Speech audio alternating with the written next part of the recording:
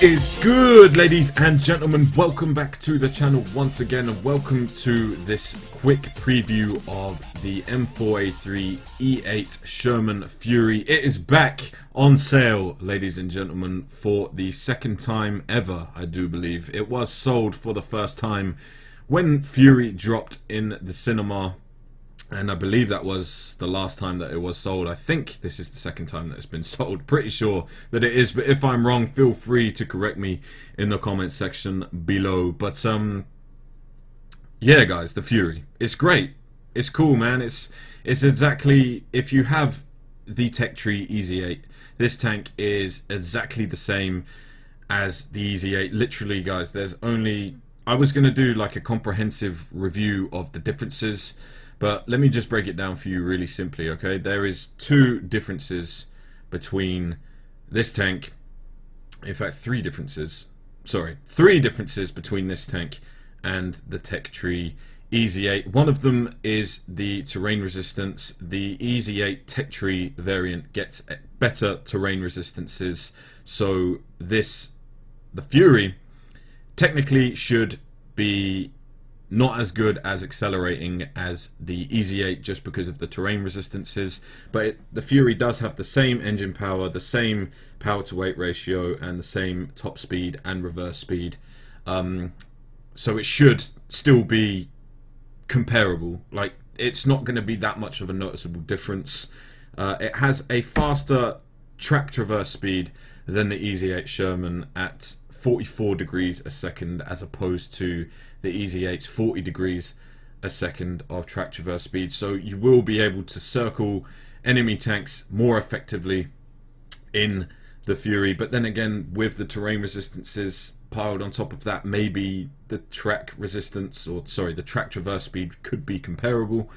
The other change is the turret armor. Now, the EZ8 has 76mm of frontal turret armor, 51mm of side and rear armor, whereas the Fury has 64mm of armor all around the turret, plus the spacing of the gun mantlet, as you can see here. But that is basically it. It has the same turret traverse speed, same signal range, same hull armor, just everything. Everything is exactly the same penetration value, same rate of fire, same accuracy, same aim time. Everything is exactly the same. I suspect, give me a second actually, I suspect that it may have one other difference, which is the HP. Now, don't look at this stat right here because this is false. It has 774 HP instead of 750. I'm just looking on Tanks GG to get an idea. Let's go to the EZ8. Oh, my bad. Oh, I'm doing it by stat again. The EZ8 has, I do believe this should be the same on PC. Yeah, the EZ8 has 750 health. I believe that is the same on the console version. That's not ringing alarm bells for me. That should be the same. One other thing, guys, is that I can confirm that the Fury does indeed have 12 degrees of gun depression on console. It doesn't have it on PC, which is why if we go back to it here, it says 10 degrees of gun depression. But that is something that the PC changed to the Fury, and that's something that console hasn't changed. Everything on the Fury is exactly the same apart from the changes which I've already highlighted. It's exactly the same as the EZ8 apart from those which I've already mentioned. And a good thing about the Fury is that you are able to use the same elevation and gun depression all around the tank because of the tank's high profile. There's no difficulty with getting the gun depression on the rear of the tank, side of the tank, front of the tank. It's all the same. But that's it. That's the comprehensive stat review. There's really nothing else to say. Everything about this tank is exactly the same as the EZ8 Sherman, apart from the terrain resistance, the turret armor, and the track traverse speed and HP. That's it. Everything is the same. So it is effectively just a slightly different Easy 8 Sherman that looks really cool. Like, the Easy 8 looks nice. I love the Easy 8. The Easy 8's a favourite of mine down at tier 6. So if you're going to give me one that is linked to one of my favourite films as well as looking pretty fucking awesome, then yeah, like, that's just it. You know, I'm sold. I'm sold. And yeah, there's nothing else to say. But I have a good gameplay for you guys to check out. I took out the Fury last night and managed to get an ace tanker game, which we are going to move into seeing now. So without further ado, ladies and gentlemen, let's get into the gameplay and see what this tank is really capable of. Alright, ladies and gentlemen, welcome to the battle. Here we are on Sand River, and it is a standard battle. We are taking out the M4A3 Easy 8 Sherman Fury, or just, you know, Sherman Fury or Fury, whatever the hell you want to call this tank. It is a furious little machine down at tier 6. And we have got some very nice matchmaking here on Sand River. So I'm going to push over to the dunes early game and see what we manage to spot. This is a tier 6 game, so I am very top tier, and normally there are things that come to the dunes to engage you, and in a tank like this which has 12 degrees of gun depression, the dunes is a very good place to go, especially with the rapid firing 76mm M1A2 gun. I love this gun on the Sherman.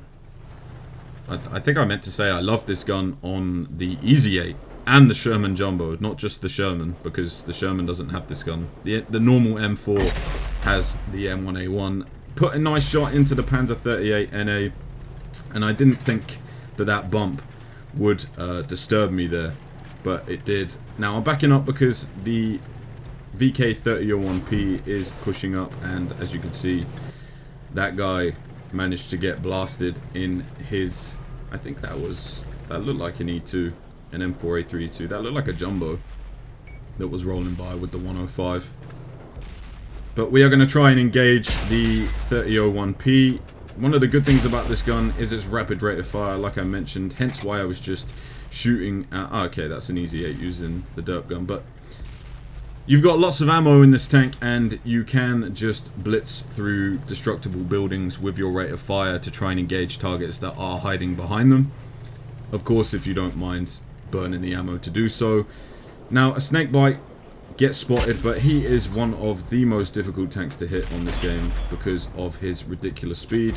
Now we're shooting at the captured KV-1, but he's angling very nicely. We're bouncing his shots from range as well.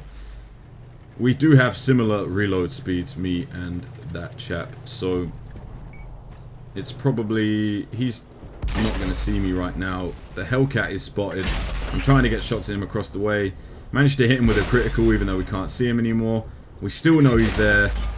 He's still there because we're taking hits, or we're giving him hits even. But now it seems as if he's dropped off because our last shot doesn't do any damage.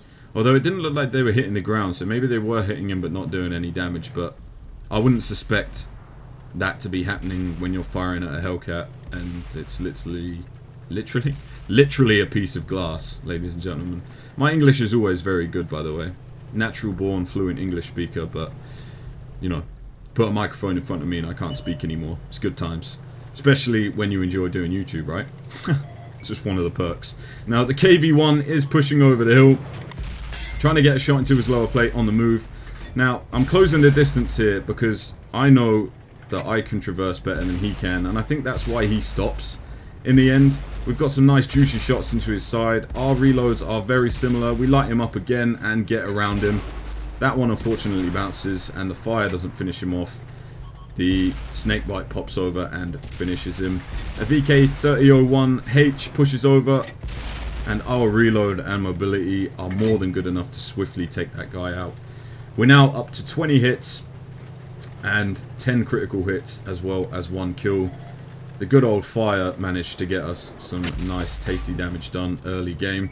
So we spot an SU-100 and a Matilda camping the enemy base. At this point in the match, it is, well, I was literally just about to say it's all square, but then it went to 6-5.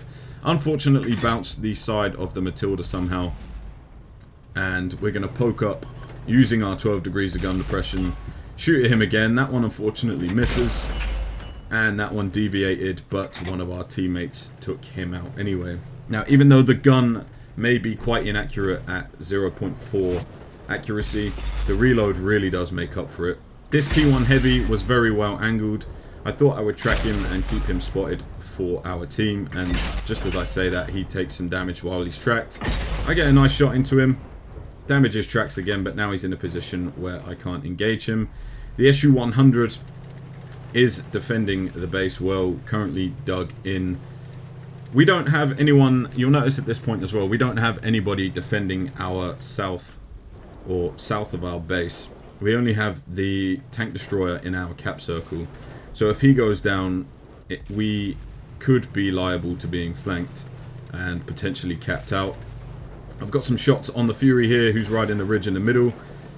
That one, I think that bounced off the side of his gun mantlet, but the second shot follows up and finishes him off. That is the glorious thing about this reload. Unfortunately, didn't hit the T-34-85 there. We're spotted now and need to duck into cover, so we take some refuge behind the buildings. We're unspotted again, and at this point I noticed that there is a medium tank pushing up towards our cap circle, so we are going to need to deal with the threat and make sure that we don't get capped out early game. Now, can we just take a second to admire how pretty the Fury actually is? I mean, even looking at this thing from the back, boys, like all of the little decorations on it, all of the boxes and the logs on the side, it really is a very nice looking tank. And having the 50 cal on top of the turret with the 30 cal as well, it just looks delicious. Well, it really does. It looks like a tank that is kitted out for war, and that's what I like about it. It's awesome. And being in the desert and having the sand all over it as well, all over the tracks, just supremely cool. The Hellcat takes out our Panzer IV-H, but he has exposed himself now. We get a nice shot into his rear, and another one. And he's trying to escape, but as he's trying to escape, we manage to take him out, securing our 3rd kill and 25th hit of damage. Up to 12 critical hits and 6 assisted hits as well as 2 tracking assisted hits. So, I mean, we're having a very good game so far.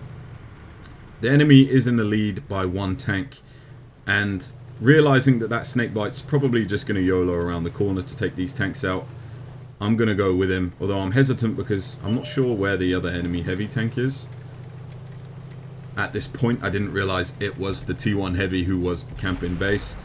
But we have another Fury here, as well as the captured KV-1. I don't know how that bounced off the side of his turret, but that shot goes through.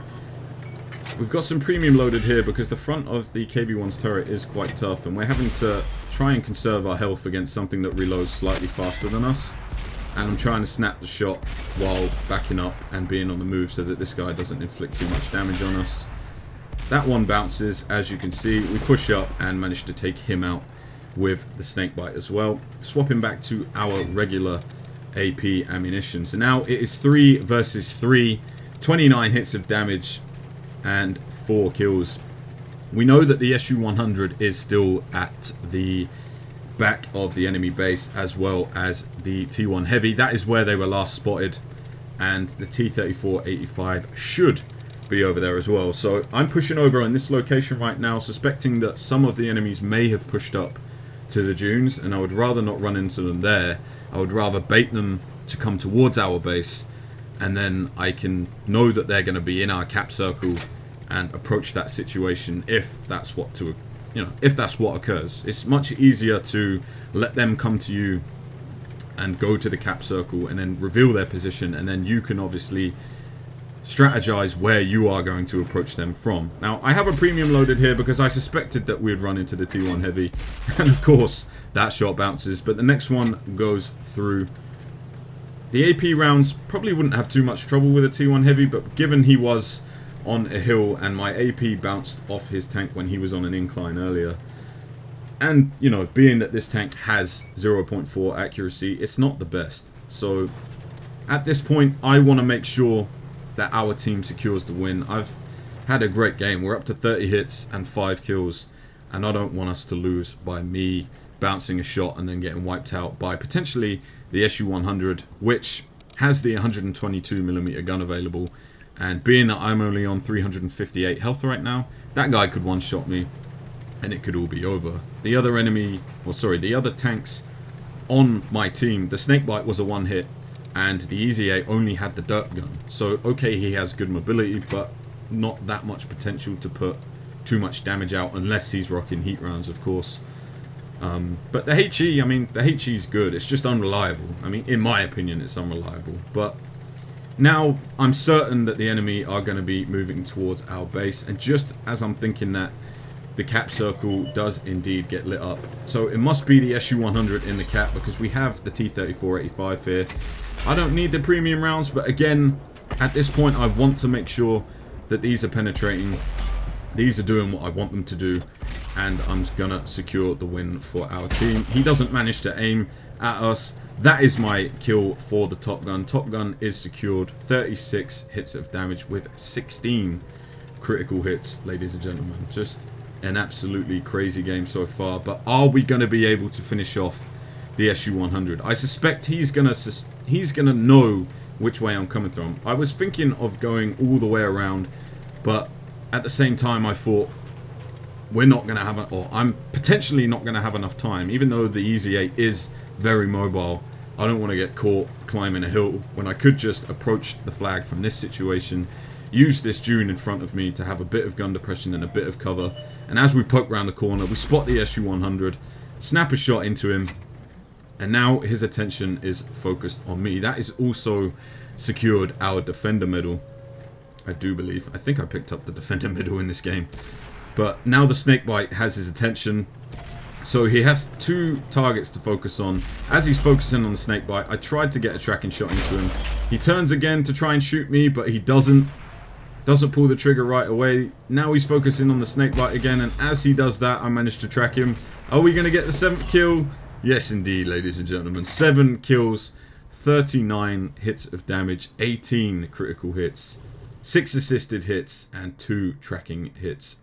That was a hell of a victory, and let's see how we did. So 69,680 silver earned, 4,442 experience, 3,347 damage done, 30 penetrations, 7 enemy tanks destroyed, 1 detected, and only 425 damage blocked. Picked up the high caliber medal, the ace tanker, and the devastator, Top Gun, and Defender medal as well. So an absolutely crazy game in the Sherman Fury. There is, I mean, that should display what this tank is capable of, and you should definitely go and pick one up because it is great, especially if you already enjoy your Easy 8 Sherman. Go and pick one up. It's a great premium to have. And that's basically it for today. I hope you did enjoy. Until the next video, ladies and gentlemen, I'll catch you then. Peace out.